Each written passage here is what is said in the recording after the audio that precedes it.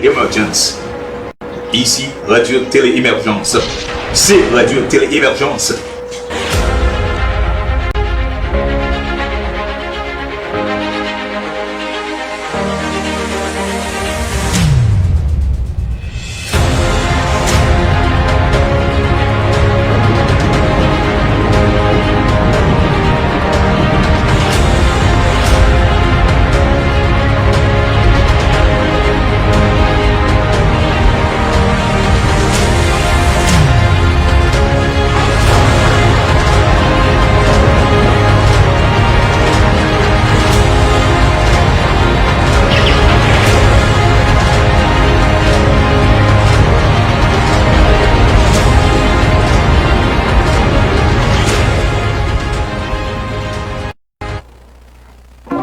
Ou besoin d'un professionnel réel dans les affaires assurances, parce que dans les affaires assurances, pas gain avance, libre en chance.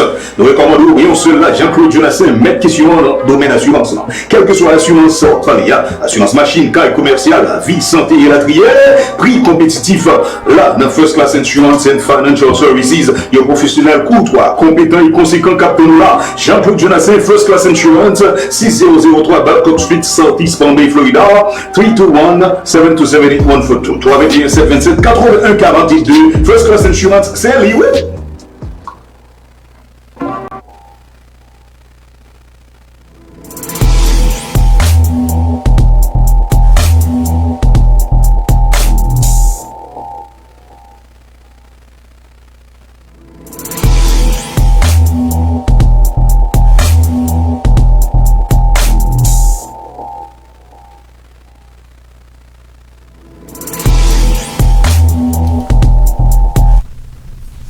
All right, hey, how you doing, everybody? Welcome to the Dr. Larry Thomas Show. I want to tell you all, thanks a lot for tuning in.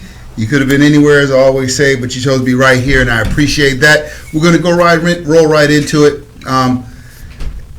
First thing first, today is the 184th day of the year. So what that means is that we have 183 days behind us, 182 days ahead of us, and we are almost, yesterday put us smack dab in the middle of the year. So at the beginning of the year, we made New Year's resolutions. I'm going to do this. I'm going to lose weight. I'm going to read more. I'm going to work on other areas of self-improvement, both personally and professionally, ways we're going to improve. I want to know about how far along are you? How'd that go for you? Did you fall off? Did you all of a sudden lose interest and stop doing that? Or if you continue to do that, how's that going for you? Are you starting to see some results? If you haven't done that, just realize that it's not too late to get back on track to maintain focus. I know it seems like it went by pretty fast, the first half of the year, and the second half of the year we already know is going to, things start to speed up once we get around Labor Day timeframe, Labor Day, and then definitely when Halloween rolls around, we roll right from one holiday right into the next, back to back to back almost. And so before you know it, we're into another new year. So I want to know how's that going for y'all. And then also, I want to talk about the 4th of July. Right, tomorrow is Independence Day. This is Independence Day weekend. I want to tell everyone Happy Independence Day. Now, I also realize, and as a topic of discussion, there are a lot of us meaning us in those of us in the African American community here in the U.S. And when I say African American community or Black community, I'm talking about all of us that are people of color. I'm talking about the Haitians, the Jamaicans, all of those that make up that that demographic. Some people feel a certain kind of way about the 4th of July, Independence Day. Some will say, that's not a day that was meant for us, meaning us as a people. Some would argue that it is because that is this is our country. This is our country. Some will argue that it's not. And so I'd like to know, what are your opinions on that? How are you acknowledging this day? Are you going to celebrate this day? And if you're not going to celebrate this day, what are you going to do? And what is your reasoning behind that? Because as for me, I do celebrate the day, but the day means something different to me, maybe than it means to other people. And so I'd love to hear what your opinions are on that. We feel that, there are some that feel that this country shouldn't even recognize Independence Day because all the citizens here are not seen as valued, seen as equal, seen as independent, granted the rights that we should, treated the way that we should be. And this country has so many different problems, so many different flaws, so many different issues. Some of the latest issues, some of the biggest disputes we have right now, of course, is inescapable, and we can have a discussion about it if you'd like to, but it's the Supreme Court overturning of the Roe versus Wade. If you all would like to have a discussion about that, and what are your opinions on that? I'd like to hear what some of the women have to say, what some of the men have to say. What are your opinions on the Roe versus Wade and the Supreme Court's decision to return? Basically, they overturned it as far as it being something that can be decided on by being in the hands of the Supreme Court. They actually just kicked it back down to the states for each state to individually make a ruling and decide how they're going to engage with that. And so, how does that make you all feel? What are your opinions on any of that? Because we are all in this country together, regardless of how we feel about it, right? We're all in this country together. We're all existing in this country. So now, how do we do that? And then I want to bring back a discussion we had last week. There wasn't a lot of participation in that discussion, but I want to actually bring it back to maybe get some input from some of you that might be listening now, or may have listened to the show over the past week, maybe had some discussions over the past week about some of the topics we discussed. But how can we build our community? How can we build our community? How can we grow together as a people? And really, we throw around the word community. I know you've heard me say it several times during this discussion, but is it really a community when there is no unity? Have we taken the unity out of community for us as a people, when we don't come together, help each other to grow, to be better, to grow stronger, to develop, and maybe we help others and ourselves to rise above our situation, our circumstance, in order to make a better community for those that are behind us, our youth that are coming after us. We know that those ahead of us have paved the way. They've made tremendous leaps and bounds during many of the various movements, but we still have, and you hear us all the time, we still have a long way to go. But what are we doing? What are we doing to jump in there to fill that gap and to put in some of the work to help to build our communities? And what some of us males that are out there, what are we doing? What are we doing to help to build our communities as well and to maintain focus? Now, if you have anything you want to contribute to any of these topics or any other topic that may be on your mind, and I'm sure as we normally get callers, other topics do start to spur up.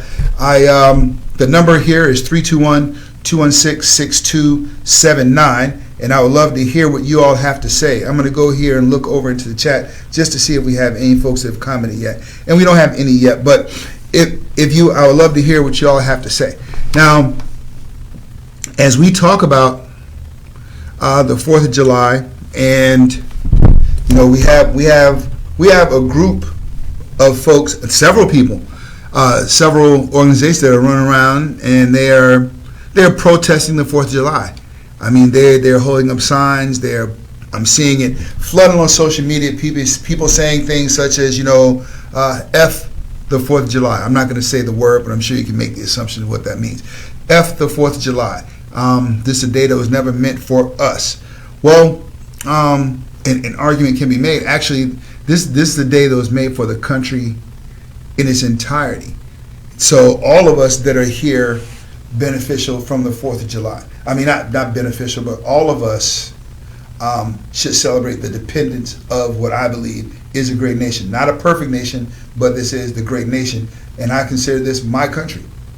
My country. Right or wrong, this is my country. Just like any other family, it has its dysfunctions. It has its areas which need improvement. But nonetheless, this is my country. This is our country. So now, how do we work to build and make our country better? Now, if you're a service member and you're listening to this, a service member such as myself, and some of the listeners that sometimes listen are service members, I would like to know, what does this day mean to you? If you're a service member of color, if you're a service member that is not of color, what does this day mean to you as an individual? The Independence Day. What does it mean, Dee? Because that could, for some, it could be a dilemma, because we put our lives on the line for a nation that many believe was not necessarily out for our best interest. We love a country, love a nation that doesn't necessarily love us back in the way that we would like to. So with that causes some type of dilemma. We feel some kind of way about that. So maybe we can have a discussion about that. How does it make you feel as a service member, whether you're currently serving, whether you have served? What does Independence Day mean to you? Now, as it pertains to the Constitution, and as I said earlier in my discussion, we would have people that would say that this country is not for us. These things are not for us. Well, the argument can also be made, and really not even an argument. I mean, the fact is, the 14th Amendment, although it came several hundred years later, the 14th Amendment granted citizenship to all persons born or naturalized in the U.S., to include those that were formerly enslaved, whose ancestors were formerly enslaved, and guaranteed all citizens equal protection under the law.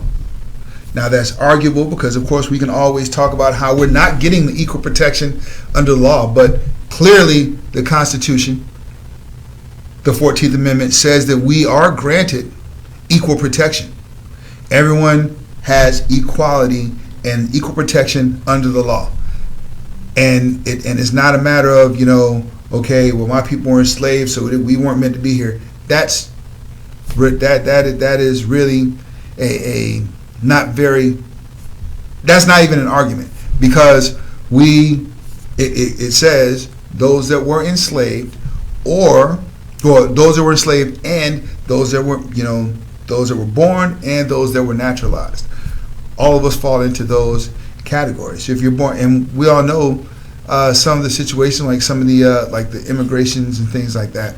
And I'm not going to get big into that, but we know that those that come over here, if a child that's born here is a citizen of the U.S. because they were born on American soil. So now, how do we deal with that? How do we deal with that? How do we embrace the idea, the thought of Independence Day? How do we embrace the thought of Independence Day? How do we do that? Because it may be an issue. It may be an issue. Some, it may be a non-factor. But I want to know, how does that make you feel? And if you're a service member, again, how does it make you feel to have served in the United States military in some way, shape, or form? Or even if you've done so as a government employee, how does that make you feel? Being a member of our armed forces, serving our great nation, how does that make you feel as an individual? How do these things come into play for you? I would love to know your opinions. I would love to know your thoughts. Please call in and share. My number here is 321-216-6279. Now, also, as we move forward, it's part of the reason that people don't want to, we have certain demographics or certain groups that don't want to acknowledge, or I won't say rebel, but they turn away from the 4th of July or Independence Day. And of course, as I said, I want to hear how you celebrate this, if in fact you're celebrating. If you're not celebrating, what are you doing there? And say, are you going to reap the benefit of taking the day off? Or because you don't support the day, are you going to spend the day doing something else, like volunteering or something to that effect? Or how are you recognizing this day? So now, as we talk about that, and as I was saying, people want to lean away from it because it's believed this isn't a day that's necessarily for us, meaning those are minorities. It's not necessarily a day that we should be celebrating because this is a racist society in the minds of some. Well, if that's the case, right, can we as a people be racist as well? And when I say we as a people, I mean those of us that are of color. Hold on, I have a call coming in. All right, you're on the line with Dr. Larry Thomas on the Dr. Larry Thomas Show. I'm in the booth solo. Who I have on the line? That's your favorite DJ, DJ Slim. DJ Slim. What's going on, DJ Slim? All right, well, you already know the topic of discussion. I want to know, first of all, we talked about at the beginning of the year, everyone made, and it's kind of more of a lighter discussion. At the beginning of the year, people made New Year's resolutions, and now we are practically smack dab in the middle of the year. So how'd the first half of the year go and maintain those resolutions? Or did we fall off? Did we make resolutions? Did we make commitments? And if so, how far are we going along in that? How are we coming along? And then, if we did fall off, it's not too late to get back on track because we got the next 6 months to recover and maybe try to refocus, etc. But now, a more serious topic would be the 4th of July, Independence Day. Now we have a lot that don't. A lot of entities, a lot of groups in the U.S. that right now that are saying F the 4th of July. It's not a day that was meant for us, not meant for us as a people. And why would we celebrate a country that was built on racism, a country that is definitely not built with our best interests in mind, right? And then those that serve in the military, what does that? Those of you that are listening to serve in the military, how does that make you feel?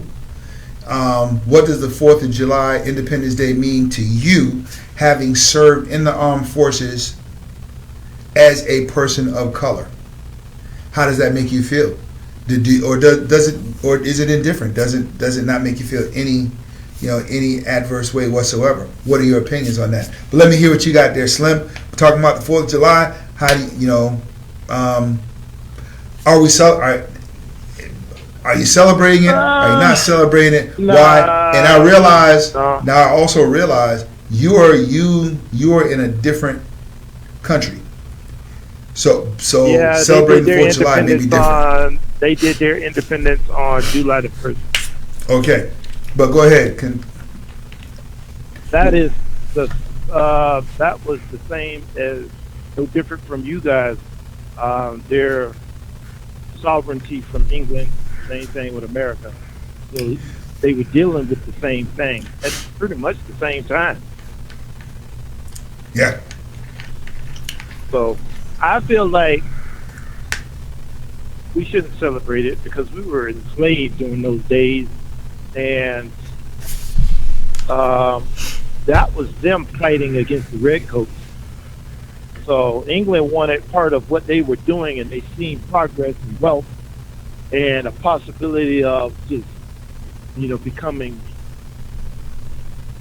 a force to take over this whole world. And America, these guys were rejects from their country. The same way Castro kicked out all the prostitutes, bad people, and sent them on the way, and they showed up at the shores of Florida. Same way England said, y'all get out, y'all robbers, thugs, rapists, prostitutes, go. Get on that boat and don't you come back. When they find out that they were doing good on their own with the help of the natives, then they wanted a piece of the pie. They wanted them, they wanted to tax them. They said, no, y'all got rid of us. No, we gonna make this ours. So, and what were we? Nothing. Property. That's about it. But now let's as we look at that, as we look back in history, we don't. If we choose not to celebrate the 4th of July and its independence, but the first person to give their life for the independence of the nation was Crispus Attucks, a man of color. So by us not acknowledging, and I say that to say this, from the first shot that was heard around the world, which was when Crispus Attucks was killed. Every conflict after that, at some level or in some degree of participation, we as a people were there. We took part. Yeah, we did. Now, I'm not saying we didn't have the best. We had menial jobs. Sometimes we had very menial roles because they wouldn't let us do certain things. But then we also fought for the right to serve and fight along, even when we didn't have to. We didn't have to fight for the right to fight side by side and die just like the other ones did during the Civil War. We didn't have to do that. Now, of course, the ones that were enslaved, and they were slaves, and then they're told they go over to the Union side, they could be free, etc. And that's understandable, but they could have just come over, served on that side as cooks, as support. But we got over there, and we wanted to actually get in there and actually fight and get into the combat and participate, be active participants. But as we go back, so I'm just saying every conflict from the very first shot when Chris's Axe was killed all the way up to now, we have had a presence. Are we not acknowledging, if we don't acknowledge Independence Day, are we not acknowledging the efforts of our people as we participated in the independence? I'm sorry, I would have to say it needs to be separate. Okay. I understand. It would have to be a separate entity, and the contribution that we put in that wasn't even accepted or acknowledged. There's a lot of stuff we've done, like those gentlemen that flew those planes into Germany, shot down all those German airplanes, and they were black men. Oh, you talking about the Red Tails? Yeah. Tuskegee, yeah. Okay. Yeah, what kind of honor was, portrayed besides the movie that let everybody know this really happened? Yeah. And the accomplishments they did, but they want to glorify what they've done. But here's the root of it. We understand what happened between England and America, but all those other wars, why were they over there in the first place? Yeah. Hold on one second. Now we hold one. Yeah.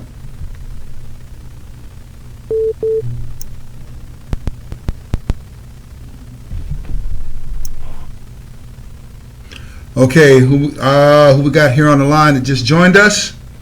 Tawanda. Hey, Tawanda, how are you? I'm good. Okay, let me let Slim finish his thought. So yeah, okay, you're saying why were we there?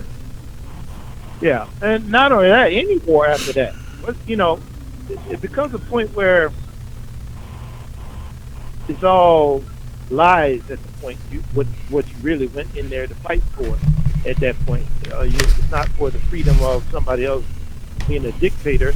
No, they had other intentions. So I look at our people as like this, and I hate to say this, but America refuses to make clear our true status in this land. And I think because they can't do that, because of some of us are native to this land, they are not going to admit that. That's one thing. And the others are from African descent, and they're not going to touch on any of that stuff because that's going to be the true history of America right there. That's Black history. They don't want to teach it. They don't want to touch on it because there's repercussions behind all that. Because if they find out we are true to this land, then the tables turn at that point. The minute it comes out of their mouth, and all this Constitution stuff, you can throw that out the window because it's null and void now. At that point, but they're now never going to admit that. But now here's the thing: as we talk about that, and that you're saying the country doesn't belong to us, and all these things. But now, I don't know if you heard or not. I talked about the 14th Amendment.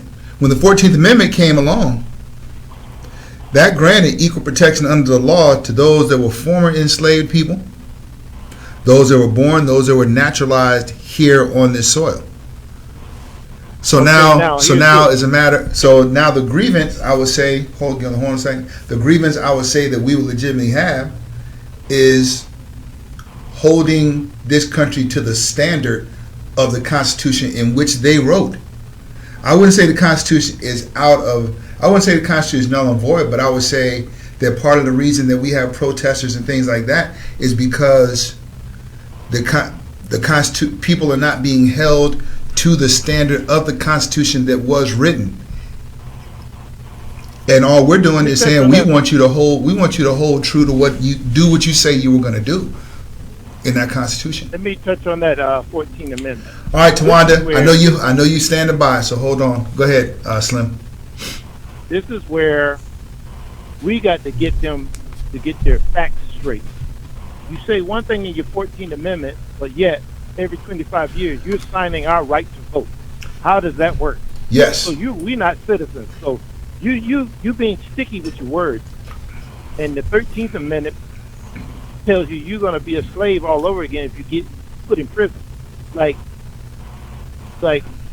something's got to be clarified. And like I say, once they reveal who we are, which that one day is going to come out, I'll probably be dead gone by the time they mention that. Then their Constitution got to change then at that point, because then it don't count. I think the interpretation. Go ahead. You know what I'm saying? 13, 14 won't even count. They're going to have to throw that out once they admit who we are in these lands. See, if they're properly enforced, I think these are good amendments. They're just not enforced properly the way they should be. I mean, if you commit a crime, okay, the 13th Amendment basically says if you commit a crime, then you forfeited your rights. During that period in which you're basically paying back your. So, but it's not being enforced fairly, because now as we have people that are paying their debt to society, and then when they get out, and then they're still paying a debt to society. Because they're withheld from certain privileges and things like that. When, like anything else, if you owe a debt, once you pay that debt, you're restored. You know what I'm saying? You're restored back to the clean slate, so to speak. All right, Tawanda, we're talking about the New Year's resolutions. People made those at the beginning of the year. Right now, we're halfway through the year. How those resolutions go? Did we fall off? Did we not fall off? If we did fall off, it's not too late to get back on track. We got 6 more months ahead of us, 182 days ahead of us, 183 days behind us. So we're pretty much, yesterday put us smack dab in the middle of the year. Also, the 4th of July, we got people going around saying F the 4th of July. The 4th of July, that's not a date that was meant for us as a people. That's not a date that was meant for that should be celebrated. Not in a country where many believe are so racist, carries racist values, built on racism, etc.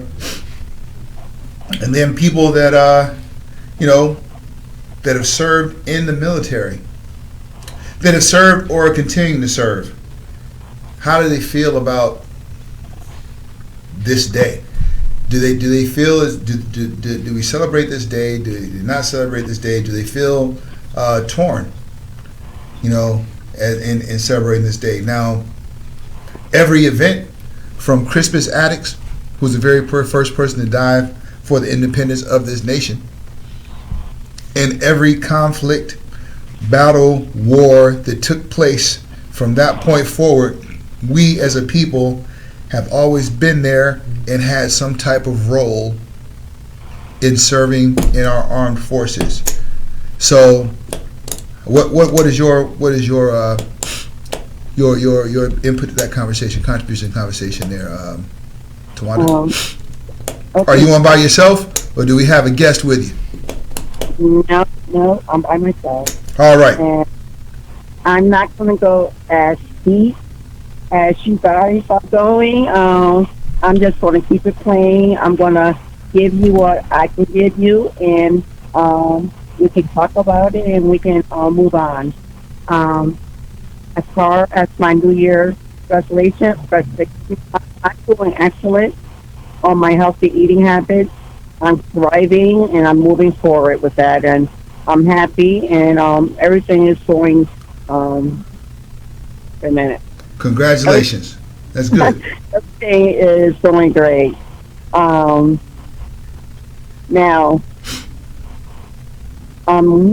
far as what independence means for me, and as being a color, um, it means celebration of freedom.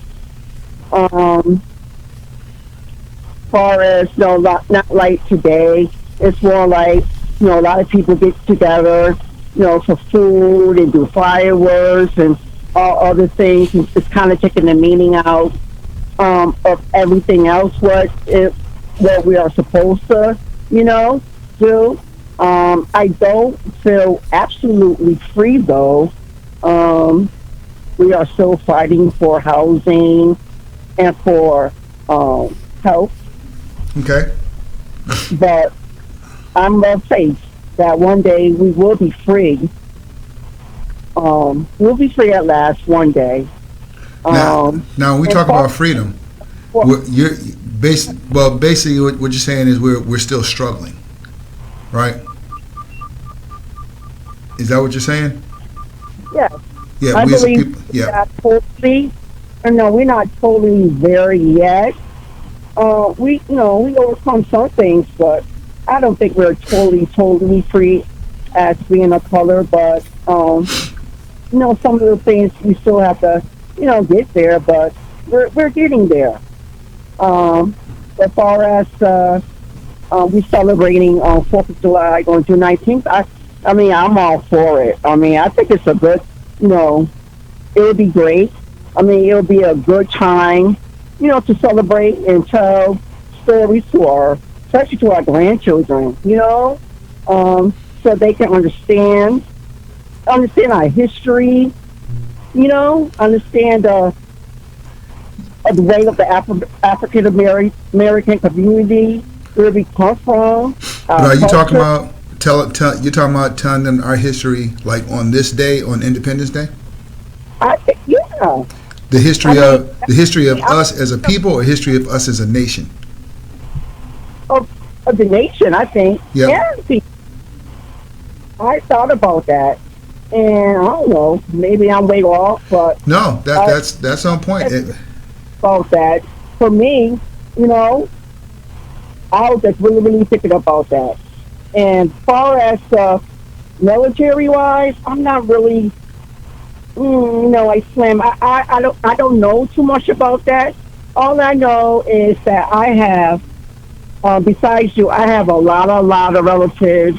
A lot of my ex, a lot of people I know are in the military, retired from the military, that they love our country, and my hats go off for them, serving our nation.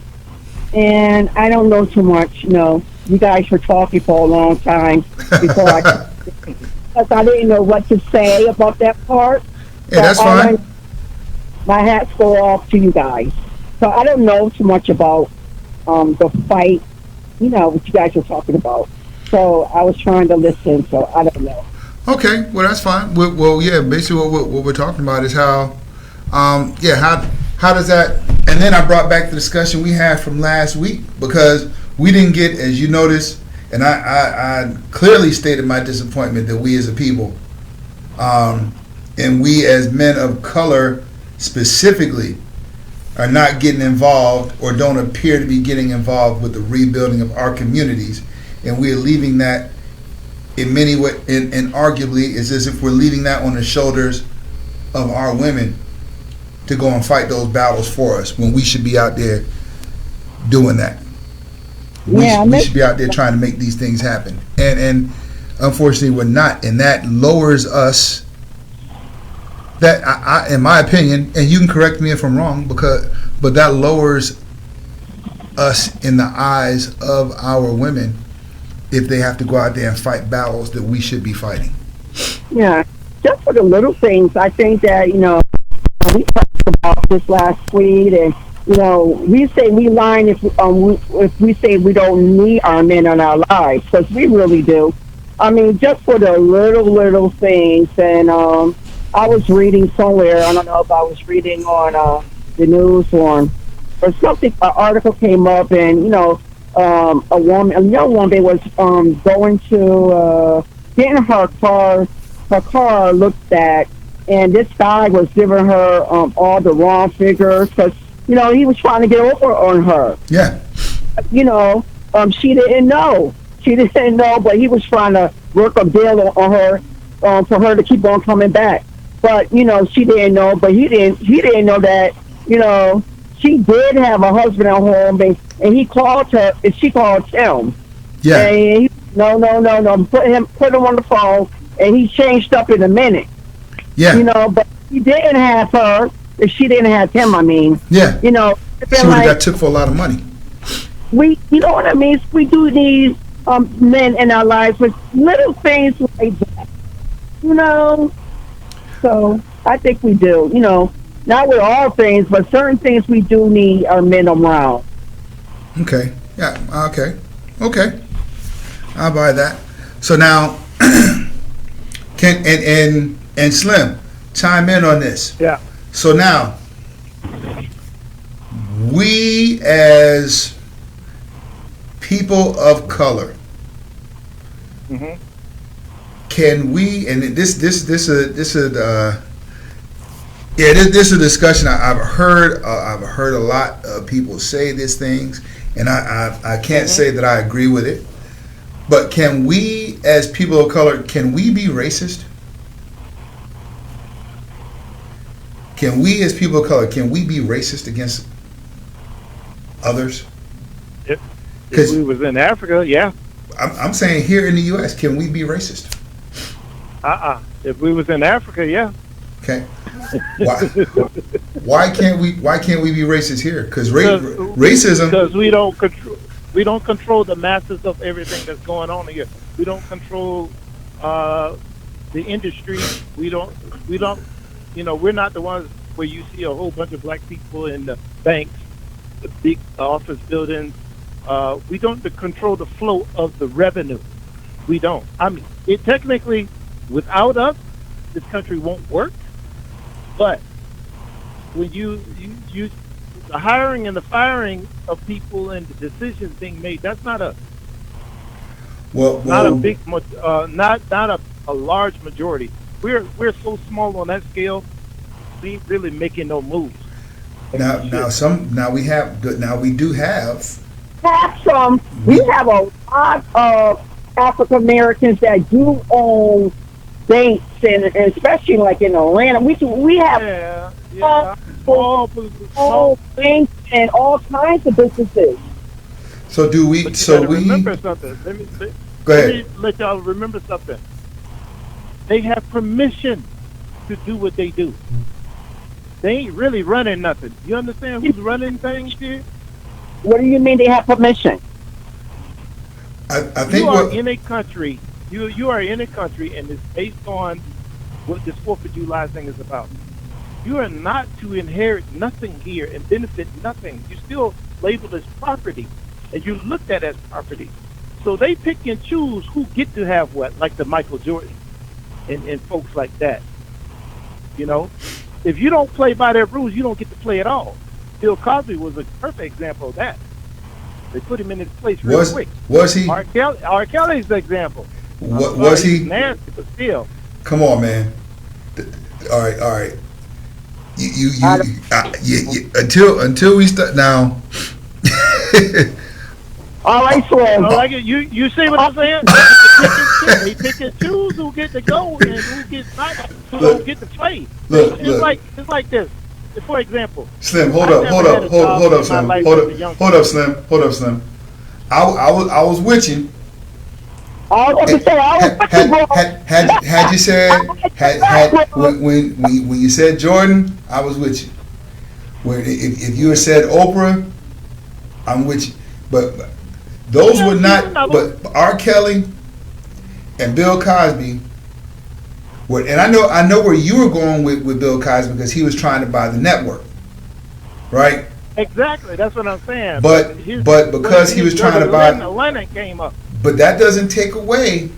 Now this is where we get into, I would say, equality and equity, because Bill Cosby, because it's his behavior that got him hemmed Oh, up in yeah. the situation that he was in. Is hit now if his behavior had he had his record been clean. Now I was even with you, and I'm still with you, brother. If we had said President Obama, we pick and choose, and we all know, yeah, you know, it's the game, it's a political game. We know that, but we can't, we cannot use R. Kelly in that sentence. Sure thing. And we can't Well, use. I okay, know where you're going with let that. me Now we could say Michael Jackson, pull R. Kelly out. and we could kind of pull him out of that. But Michael Jackson, because he was elevated, we could say Prince, you know. Be ashamed of himself. But R. Kelly, I'm gonna go because of with, his I'm gonna antics. Go with another one. Yeah. Let's go with Tyler Perry. okay. What he Th- does. wait, those of you that are watching, just go ahead and scratch that piece right on out of that. Go ahead. Okay, look at Tyler Perry. He's got the movie thing and all that. Well, let me shove the red pill down your throat.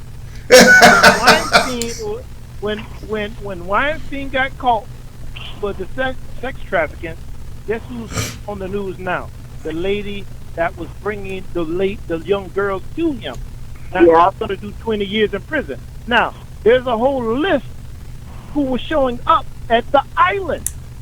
Oprah was one, and several others. They went to his island.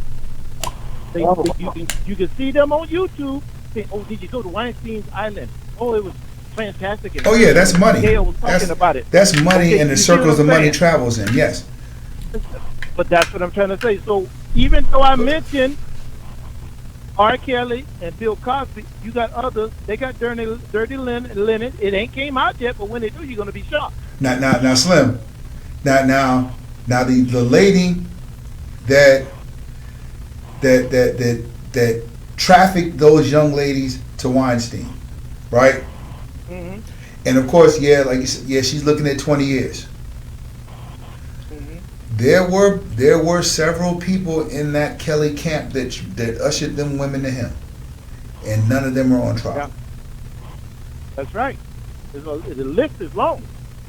And there's none of them. There's none of them on trial. And during the special, there were very descriptive examples that people gave of situations where they had been roughed up by one young lady. Talk about how she was roughed up by men in his camp and dumped out into an alley, and said if she said anything about it, they was going to do something to her. And they kept her sister. These people are not on trial. They all are. No, they are not. No, they're not. You don't hear anything about those people that were in his camp. You just hear about R. Kelly. Oh, yeah, exactly. Like for instance, like with the situation I'm with R. Kelly, the same thing. In the part that for the sex trafficking and all that other stuff that he did. The other people that did it's on YouTube and stuff. Okay, it's on YouTube. Yeah, but those people that brought those girls to R. Kelly, they ain't on trial either. Exactly, they ain't on trial. And YouTube, that's fine and good. This needs to be on the national news, just like I'm just saying. This needs to be on national news, just like R. Kelly being put out there. But like this lady is being put out there. But go ahead, continue, Slim. You talking your example? He shouldn't be alone in that. It's just his guys that was finding these girls and brought them to him and all that stuff. They should be right in there with him. This is a guy that couldn't read, that couldn't write. But his wife, his ex-wife knew everything, but at the time she was the ex-wife. But she's on TV now, telling her story about the marriage.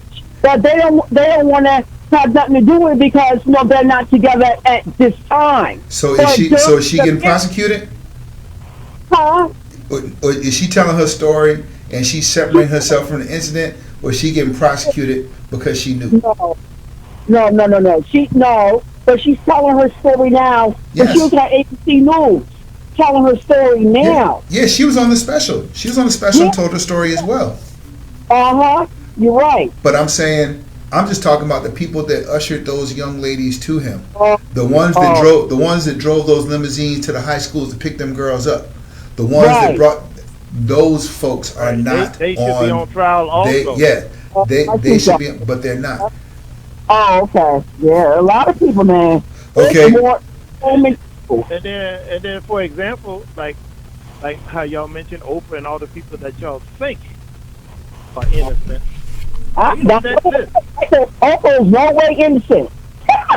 They on that list. There's a list of people that is so shocked. Y'all gonna be like, oh my goodness, I didn't know he was like that. He gonna be on that list. I hate to say I'm not a fan of Oprah or Gail. I'm sorry. That's the way I feel.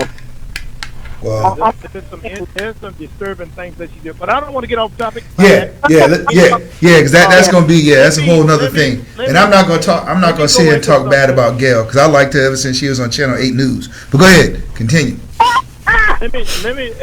Let me go into something that I'm going to go down the rabbit hole real quick, and this is my whole point about the 4th of July and anything we celebrating in this country that I feel like we ain't got no business touching or dealing with. Should we be celebrating Juneteenth then? Nope. Okay. None of it. Okay. Continue. You're not here. You're not here for that. You got to understand your purpose, and see, this is where we fall off. You getting too comfortable in where you live at and forgetting why you are here in the first place. That is the whole root of it. It's understanding your heritage. Why are you here? Why did you go through what you went through? And it's all biblical in Scripture. Yes, It's all written in Scripture. Uh-oh. Go ahead. And Scripture is talking about you weren't supposed to, like if the Scripture said you were going to grow your vineyard and your crops, you weren't going to harvest and benefit from none of that because your master was going to take it from you. Okay? You have a wife, you're going to have a wife and another man sleep with her. You know what I'm saying? What? The woman is supposed to be against the man against the woman. Where you are here in this country, the 4th of July and any other holiday and any war that you fought, you ain't had no business doing it in the first place. You're not supposed to join forces with the enemy. Bible talks about them being the enemy. That you were going to go on ships with yokes of iron around your neck into a land that you do not know and the language they speak. Here's the thing. That is the new Egypt, meaning bondage. Yeah. You are here to suffer. Mm-hmm. You're not to benefit anything in this land. You're not to be rich here. But do you realize that had we not fought for the right to that has nothing to do with us. Well, hold on a second. Have we not? Hold on. Have we not fought for the right to I'll say to be included? Had we not fought for the right to be included, we wouldn't be where we are right now. And regardless, we were brought here to be enslaved. We got to admit, we're in a better position than we were 300 years ago. You think? No. Here's why I say that. I mean, we're in a better position than we were. I would say for those around our age. So we go back maybe 3-4 generations. We're in better position than they were. Why? Because I don't think so. I think we're in a much better position because three generations ago, two generations ago, we couldn't have this conversation, and we definitely wouldn't have this conversation on this type of platform. We wouldn't. There wasn't even discussed about us going to institutions of higher learning. It wasn't even discussed for us even having a conversation about equality is just something that was said. But a couple of generations ago, our ancestors they couldn't fathom it. Back then they couldn't really fathom. We got to remember something. We cannot put them on a pedestal because they had no knowledge. We had knowledge first. They learned from us. They learned from our people. They learned from the Egyptians who were black. They learned from us, and we brought knowledge here and built things without teaching. Without teaching. And here's another thing. I prefer slavery over what we going through because we had more respect for one another in slavery, and we was living as a village. Now hold on. Separate, not at each other's throat. Now, Not talking about, oh, don't beat my child. If you beat my child, you got to deal with me, and all that attitude that goes on today. Today, that's what goes on. We had respect. Our children were alive. We were in big numbers then, and we had big families. And nobody wasn't cheating on nobody's mother and daddy and all that. come on now. Okay, hold on, Slim. Hold on. Stop. Okay, let's break this down piece by piece. I would not say, and this is just my personal opinion. I would not say that we were in better position with slavery. I would say we're in a better position now. No, we were in a better position, or we were better. There was unity in community amongst our people back in I would say the 50s, the 40s, the 50s. We all struggled, but we all were in our communities. Everybody looked out for everybody else. We can't say wasn't nobody cheating on nobody else. You put together. All I have to say is anyone that has gone and just gone on Ancestry and attempt to put together their family tree, they will unfold stories of these things happening. Now, of course, just like now, not everybody's cheating on everybody. Not everybody's doing that. But now, here, but we were, and I think what you're saying, Slim, is that back when we were in those conditions, when we were truly struggling, we were stronger as a people because we bound together and we struggled and were in the fight together. And I understand that. And as we started to develop and progress, it started being every person for themselves and not. Don't call it develop. Don't call it develop because that was the change from the afro winning to straight hair. That is called playing the role that the white man want to see us play. If you go to work with that afro, you fired. Well, yeah. I mean, okay. Let's just say as time went on. But okay, as we talk about hairstyles. Well, now in the workplace, that's changed now. I mean, this has gone to court. You know, they've changed acceptable hairstyles in the military. They've changed acceptable hairstyles in the workplace. However, even at some of our colleges and universities, when I say our, I mean HBCUs, they still have in some of the academic programs on campus, you can't have dreadlocks and be in that program, right? In some of the business administration programs, etc. And that's neither here nor there. But the point I'm making is, I think what you're saying is we had better unity amongst each other back during the era, say like, you know, the era of that movie, The Help. Back during that era. We're getting pulled apart. What's that? We're getting pulled apart now. It's getting worse. Look, but now, okay, as we go back to then, as we go back to that era, and we had, of course, we've always had instances where it was us killing each other. Now I would say it's greater. It's greater. But now let's look at it this way. As we bring this back, Independence Day. So as we talk about Independence Day, but then in many ways in this society, are we as a people dependent on this society? In lieu of, do we, and what I mean by that is, do many in our community feel that the society is responsible for getting us out of our situation, and that overrules our own personal accountability? Oh, we don't look at them for that. We got to do it ourselves. We got to never forget. But we should. We should do it ourselves. But when we have programs such as public assistance there was something that was put in place to try to aid and assist and fill in the gap, has turned in over years into family heirlooms. You know what I'm saying? When these things have just turned into stuff that's being passed down, and so the mentality is, well, I got this going on right here, and they need to give me a check for this. Mm-hmm. So is that and I'm kind of playing devil's advocate here, but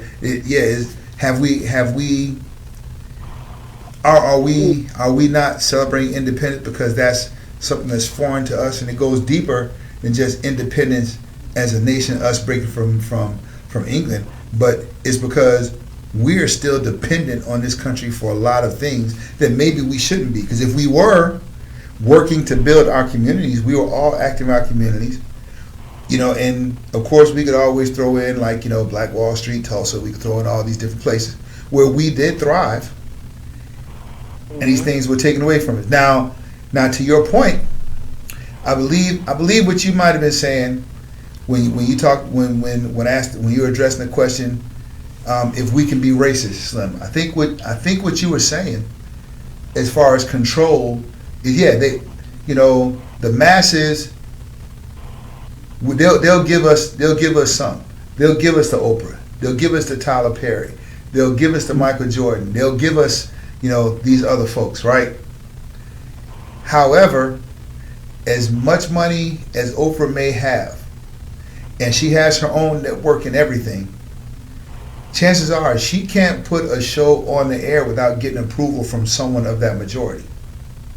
That's what I'm saying. And that's what I'm saying. I'm with you. I understand what you're saying. They, regardless of how much money she has, that's all fine and good. Yes, we got you down as the richest person, this, that, and the third. However, you still got to get approval from this person before you can do anything. That's like Ice Cube tried to buy Disney network, and they wouldn't let him. He had the money to buy it. Who's this? They wouldn't let him get it. Ice Cube. He tried to get the Disney network, but then they would not let him get it. Now my answer to that would be this: Byron Allen.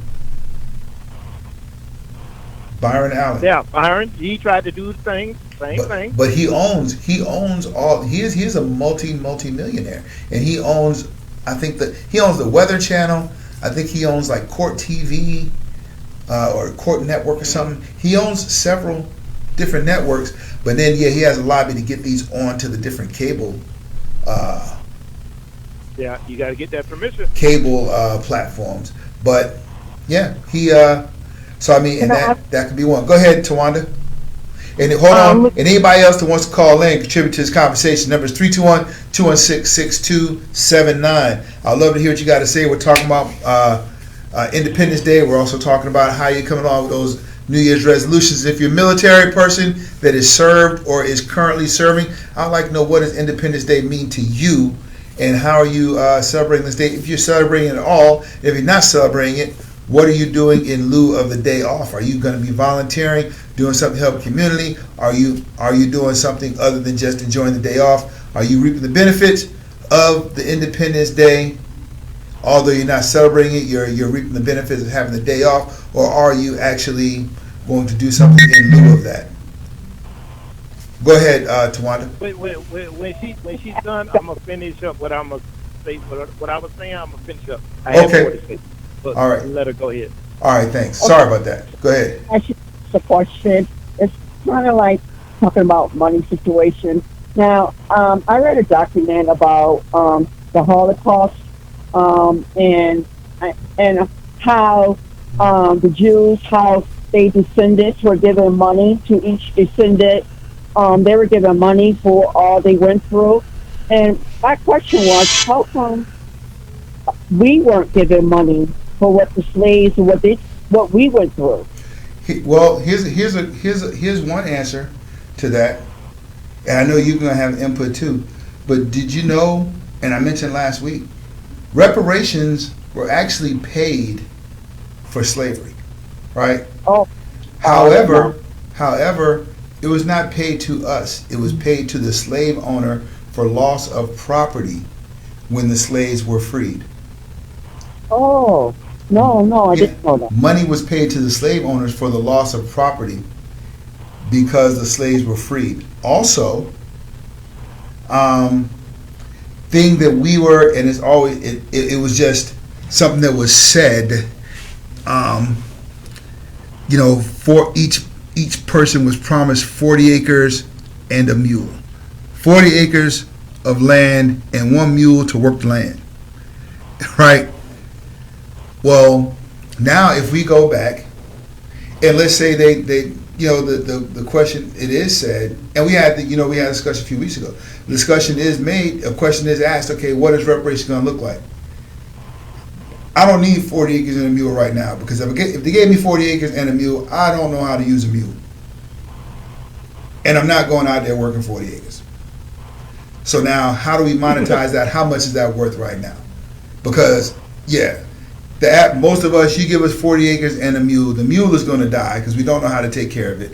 And this 40 acres, okay, let's get real. They'll give us the 40 acres, then slam us with tax on it that we can't afford to pay, and then they recoup the land. And the interest, America will be broke. Yeah, and then they'll go, and then, the interest and stuff. But did you know that, Tawanda? No, Larry, I didn't know at all. Yeah. Reparations were paid to the slave owners for loss of property. Oh, okay. All right. That's We my answer. never saw any of that money. And what the slave owners did, they were paid money they were paid money for loss of property, and then we had nowhere to go. We were freed, but we didn't know where to go, didn't know anything. And of course, change is difficult for everybody and stepping out of your comfort zone. So what the slave owner said was, no problem, I'll let you stay here. I'll let you stay where you are right now. Those that want to stay can stay, and you work the land. And I'll give you a portion of the crops that you make. However, again, remember, we weren't as educated. We couldn't count. We couldn't read or anything like that. So we always end up getting the short end of the stick on that as well. Now, what some people didn't know as well was when the slaves were freed, the option was given for those slaves, for those that wanted to leave the U.S.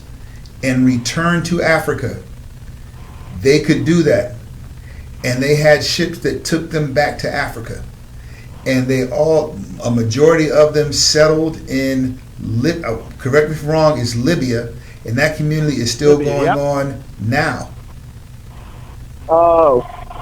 That a lot of that's still going on now. The thing is, those of us that are here is because our ancestors, we're going to stay right here. Personally, I'm fine with that because I've been to other countries. And even though, as I said before, this is not the best country, this country has its share of issues, just like any family. There's dysfunction, but it's mine. This may not be the best country. This is the only country I have. It means something special to me as an individual, but I understand others who may feel differently. But I also know that as we have people here that are going around saying F the 4th of July, F the United States, all these things, I also understand that they are very fortunate to have the right to say that, because if they were in other countries, they would not be able to say. They can't go to nobody in North Korea is going to be holding up a sign saying F North Korea. Nobody in some of these other countries is going to be holding up signs protesting against their countries, because they will go to jail. They can be subject to death or death penalty or something like that in different countries. Or in a nutshell, at the very least, they could be punished. In this country, it's not. We have the right to protest and to peacefully protest.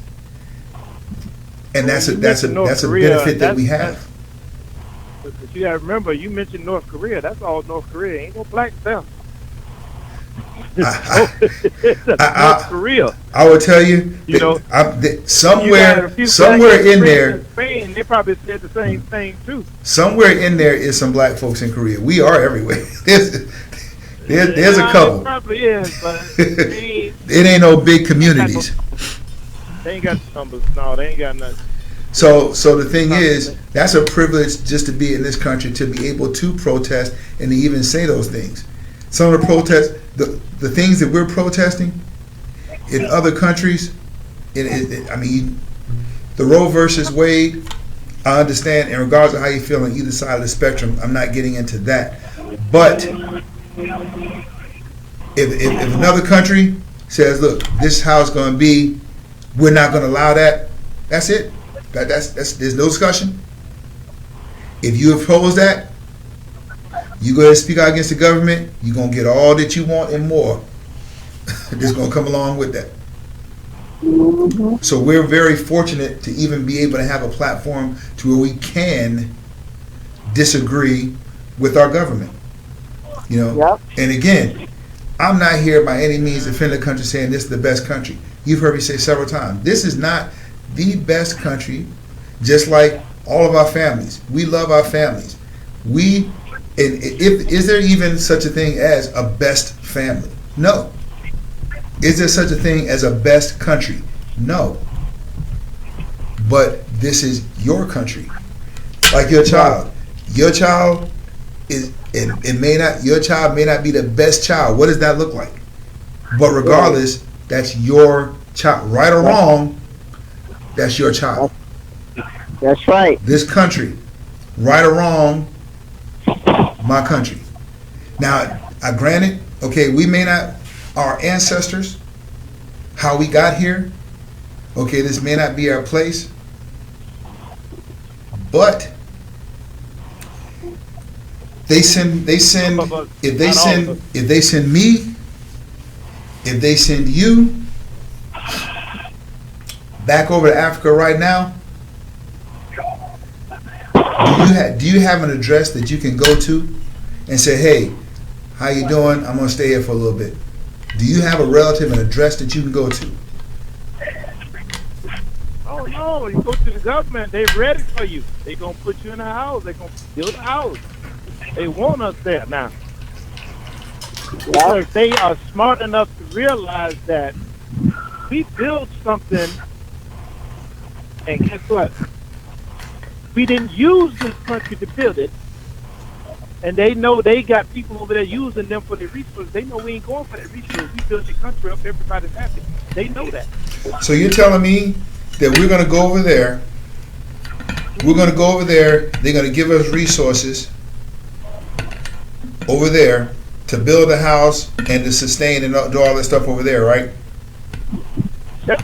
However, many of us here, there are some programs here, and we don't even take advantage of it here. That's true. Just saying. And these are just things to think about. Again, this is just playing devil's advocate for both sides of the spectrum. Just something, just another way of looking at it. That's all. This is just playing. But go ahead. I want you to finish your thought. Yes. Here's the thing with that situation right there. They're starting to realize who we are as a people. They said, you can't lose by coming over there. We're going to make sure you win. They're willing to back and push us. Now here, you say you all the resources, the money, and blah, blah, blah, blah, blah. They still in the way. They are in the way of you progressing and accomplishing something. The minute you do it and don't include them, they jump down your throat. And everybody knows that. So you got to include them. It's a shame I say that when it comes down to us. Because they don't do them Chinese foods. They got Chinatown, there's little Italy, there's little Puerto Rico, there's little this and little that everywhere. Where's our little Africa? Where is it? Yeah. The minute we built that, and we had that, started with Tulsa, Oklahoma. And what did they do? Bombed it and burned it up. Rosewood, bombed it and burned it up. Okay. Oh my God. How many others, right? Well, It comes down to us. mercy. You know what I'm saying? When it comes down to us, and we got to start realizing this, there is something about our people. Yeah. They don't want us to rise, period. And we can't just sit back and settle and be comfortable in our settings to be like, okay, let's not talk about it anymore. Let's just live. No, we can't do that. Because God didn't put you on this earth to settle. He did. Now the scriptures speak about the head and the tail. He said when we get over here, we was going to be the tail, and that man going to be the head. Now, a lot of people didn't pay attention to when he became president. He acknowledged the ending of our 400 years in enslavement in America. Shut door right there. The door was shut. Bam. Yeah. No, there's no argument with that. And so that at that point right there was moves that need to be made. And it's funny, when he did that, the same year, Africa opened the door. They opened the door right before the pandemic. Wow. And they said, come now. There's 60,000 of us already went. They over there. They doing their thing. They got businesses going. Y'all need to research and look it up. They are doing well. They said they're doing better than they ever did over here. The opportunities are there. Some people say it's kind of rough. Yeah, you got to get to learn the land and the language and the people, the singles. But they're not out to hurt you. They embracing us. Okay. But Slim, I think what you're saying, and you're on the money with that point. I agree with you 100%. But I also agree, I believe that the same way they can go to Africa, you can do it here too. There's many sources here, Slim, but people just don't go out and look for them. There's many opportunities that's here in America too, Sweetie Pie, that people just don't go out and try to find.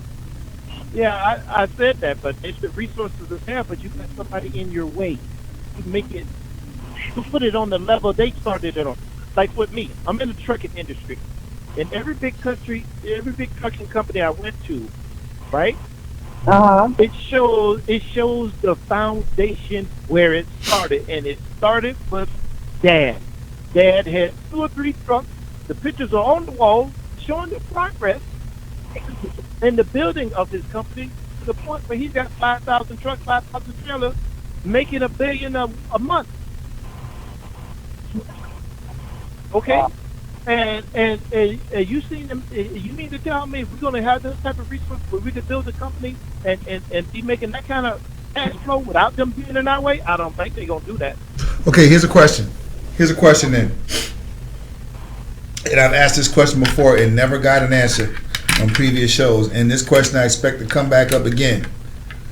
What do we as blacks in America, African Americans in America, what do we want? What do we want? Because right now, it's appearing as if all we want is attention.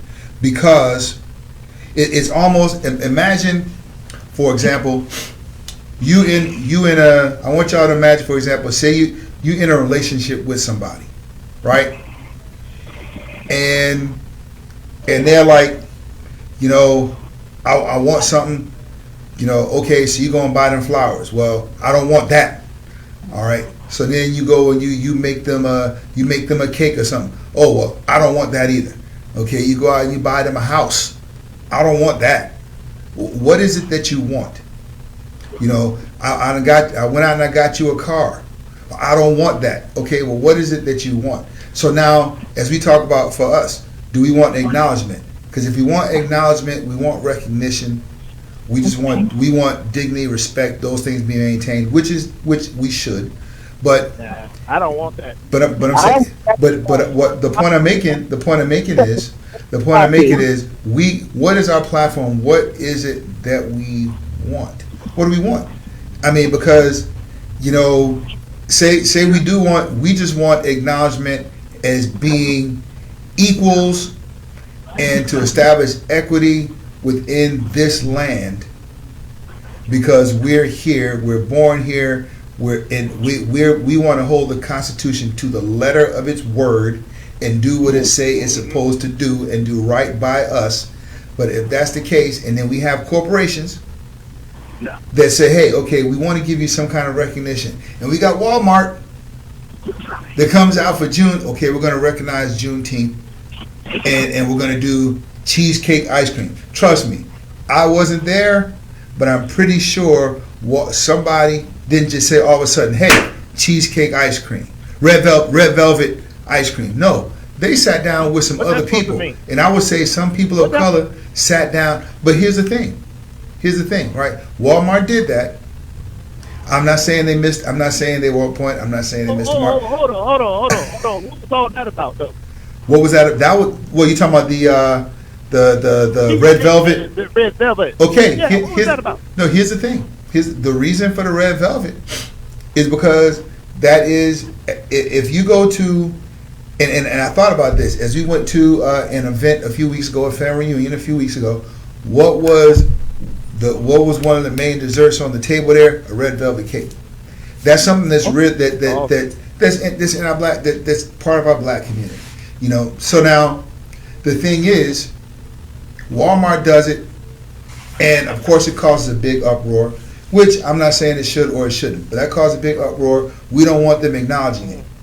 But if in fact an African American company had come out with that, we as a people would probably be buying that off the shelves.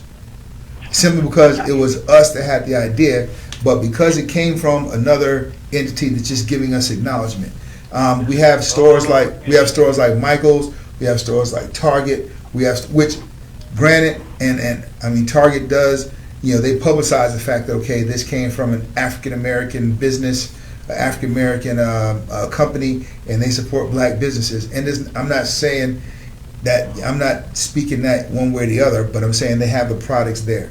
Okay, Walmart has products there. Michael's has products there. And these are items that are geared, like they have them out for Black History Month, they have them out for Juneteenth. These are geared toward African-Americans. But we're like, well, no, that's not fair. No one really speaks out against Target, but against the other ones, people say, no, that's not fair. That's racial that's cultural appropriation.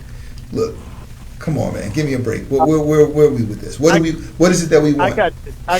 Yes. I got this. So based off that, I'm a base it off with the Walmart situation the same way your question is going to be presented. Okay. Two things only. We don't want your help, and leave us alone. Give us the same opportunities. When a white man go to the bank, and get that loan, he never been in trouble and got no bad record, no bad credit, and you giving him the same opportunity to start a business. Give us the same opportunity. Just leave us alone. We don't want your help. We don't need you to put nothing in your store. We'll do our own stores, and let us shine and do our thing. Sit back and watch us shine. Simple as that. But we complain about that though. We complain about how come we don't have products how come we don't have things that can relate to us. We don't have products that can relate to us. We don't have things. We're quick to say, you know, we need shows that show the black experience. We need shows that, you know, we need shows that are going to acknowledge and celebrate our diversity. We have in our businesses, we have the big buzzword now is diversity and inclusion of everyone. Now, of course, diversity now means includes a lot other things than just color now. But we talk about diversity, we talk about inclusion, we talk about these things, and we want to see why as we have places. Oh, and I forgot to mention Bath and Body Works. They had a line of different products as well that was supposed to be geared toward African Americans, right? But they do. What's that? I said yes, they do. Yes, and I mean personally, I would say it's good marketing, but you know, No, I'm gonna say no. Okay. Because I'm gonna tell you why. Yes, go ahead. Look up there's a YouTube commercial. There's a YouTube video that somebody pulled the old black and white commercial of how to sell to the black man. Yes, I saw that. Yes. And when you look at that, they know we go by name brand. We don't just go by quality. It's name brand to us.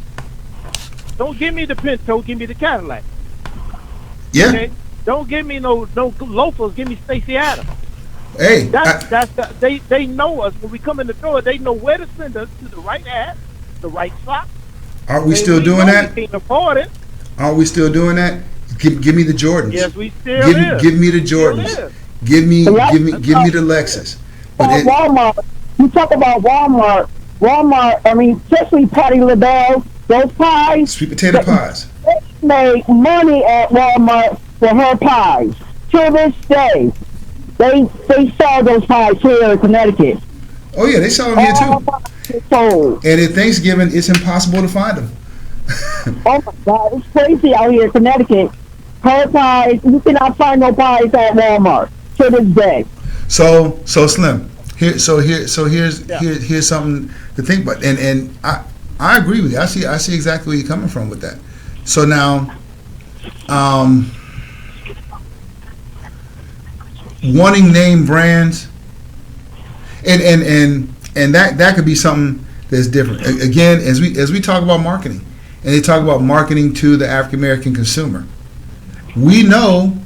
I mean, again, I'm sure that was done based off of research and how as we look at that and marketing to African American consumer, was that video wrong?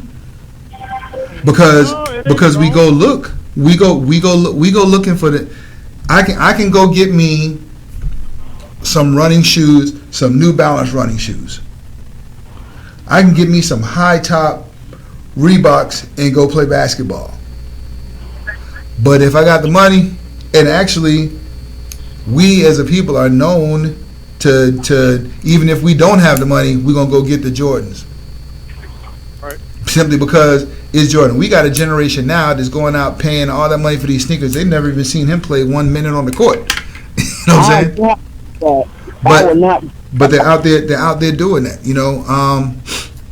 So as we look at that, and we talk about marketing to the African American consumer, I mean that's I mean, they're not making us go for the name brands. When we go in there, we're like, look, no, this is what show me this, because if you go into the store, Slim, you go into the store, and you're saying, hey, I want to get some shoes. All right. And I take you over and I show you the Yolanda Adams. And you want the Stacey Adams.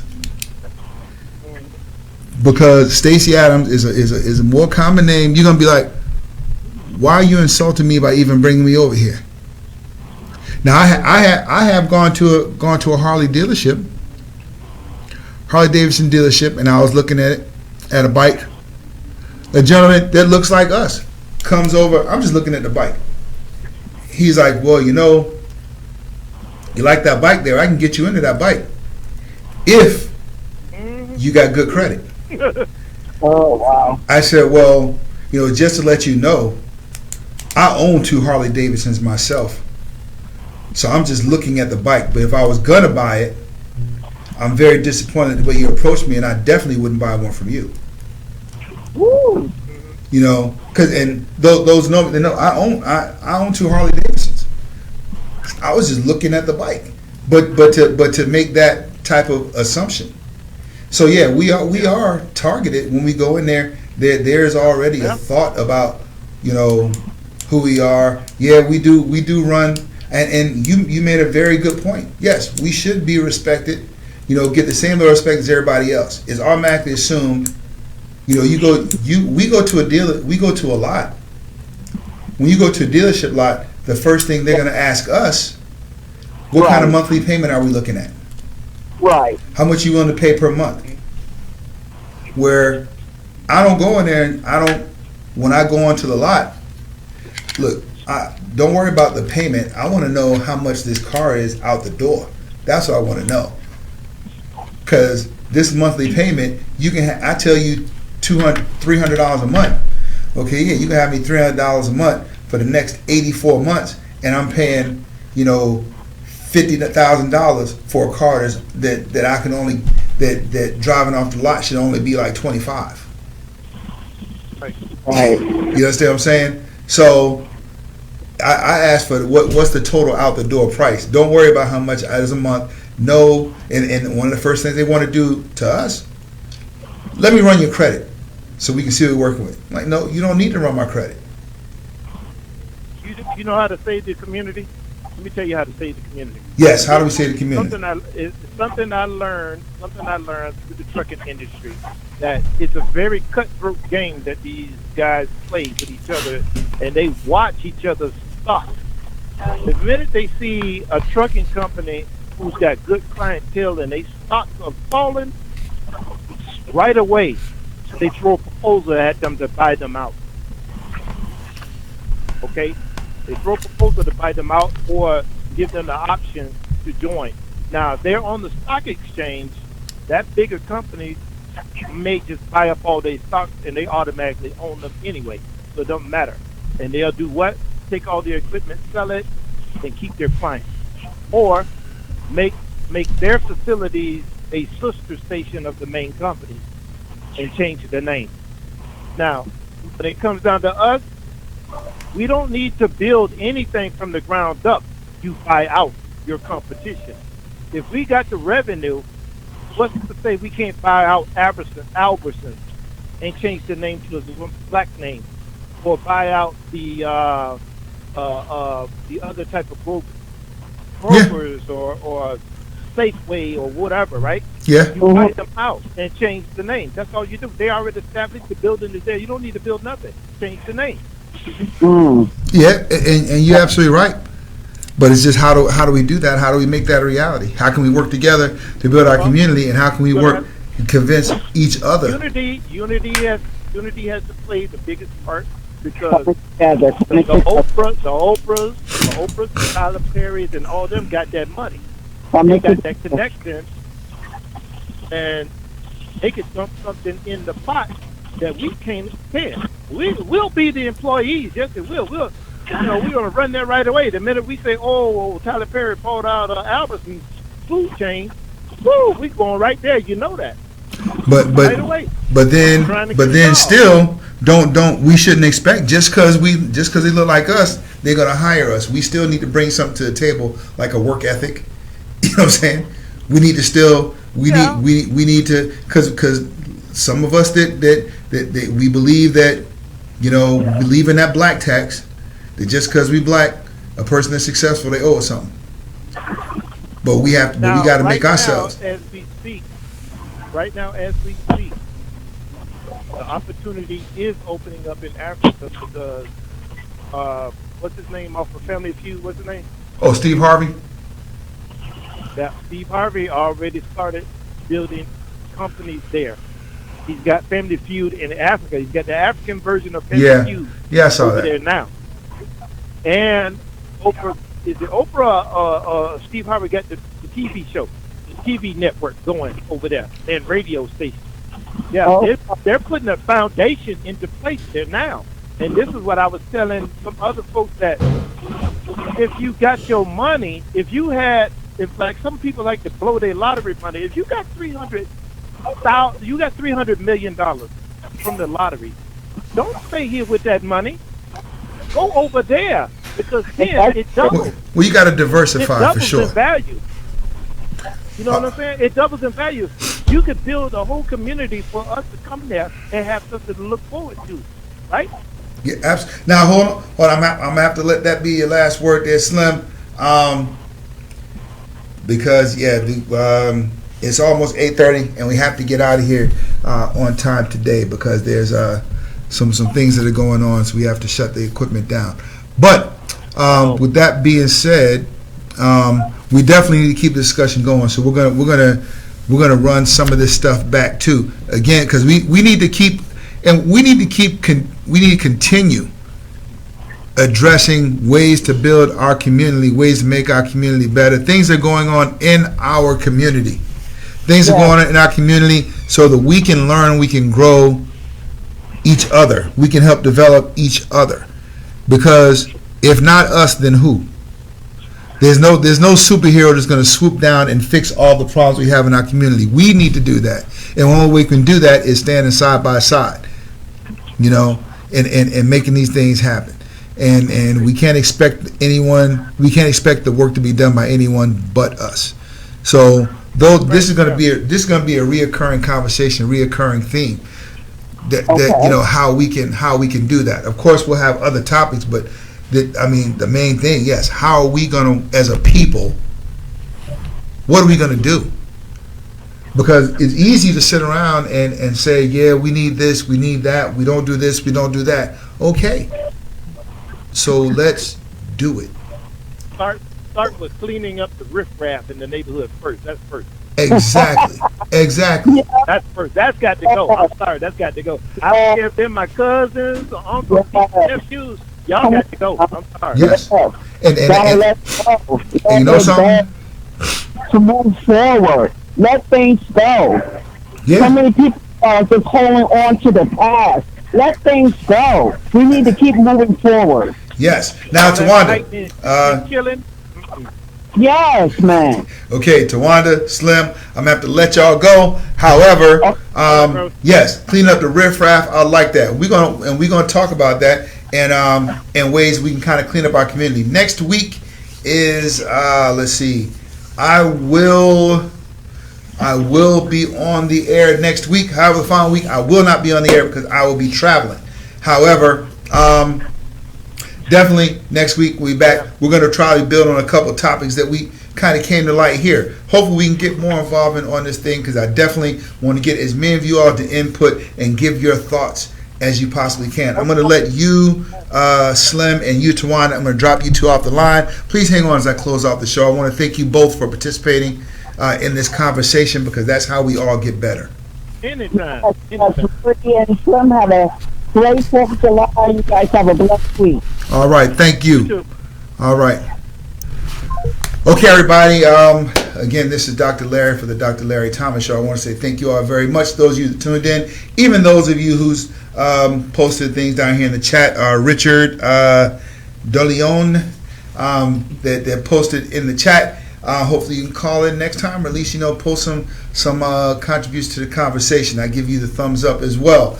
Thank you all for listening, taking time out of your busy schedule. You could have been anywhere, however you chose to invite me into your space to share it at this point in time, and for that I'm very grateful. Now, as I like to close out every show, I want to say that the journey of life is a lesson. The classroom is always open. So let's continue to live, learn, and to grow together.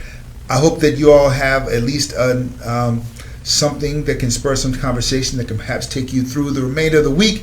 Maybe spark some encouraging conversations. If you have any ideas you would like to add to the show, or any suggestions, or any comments, whether there's critiques, whether there's good or bad contributions, I will read your comments on the air. Then you can text to the number 321-216-6279, or you can actually call and just leave a message, and we'll run those messages back and play them on the air, and for topics that we could possibly discuss, or any comments you may have on the show, good, bad, indifferent. I would love to hear what you all have to say. So until next week, I would like to say I hope you all have a very good week.